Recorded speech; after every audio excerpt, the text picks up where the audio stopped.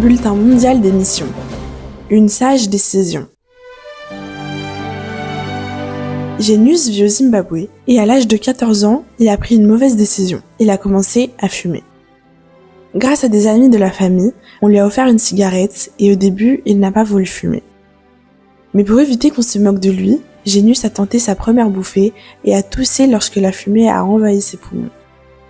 Genius a continué à fumer en cachette avec des amis et s'est rapidement mis à fumer du cannabis. Il est devenu dépendant et a utilisé son argent de poche pour acheter des cigarettes et du cannabis. Tout cela en le cachant à sa mère. Genius a étudié dans une école adventiste où il s'est fait un ami qui fumait lui aussi.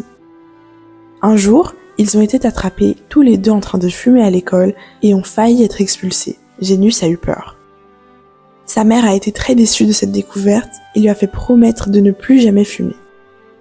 Genius a décidé d'arrêter de fumer définitivement, mais il a eu du mal à se libérer de cette addiction jusqu'à ce qu'il se souvienne de quelque chose. À l'école adventiste, il avait appris à prier. Genius a donc prié. Il a demandé à Dieu de le pardonner et de le libérer de sa dépendance aux cigarettes et au cannabis. À ce moment-là, son désir de fumer des cigarettes ou du cannabis a disparu. La dépendance était complètement brisée. Genius a été très étonné et a alors décidé qu'il voulait en savoir plus sur Dieu et a commencé à lire la Bible.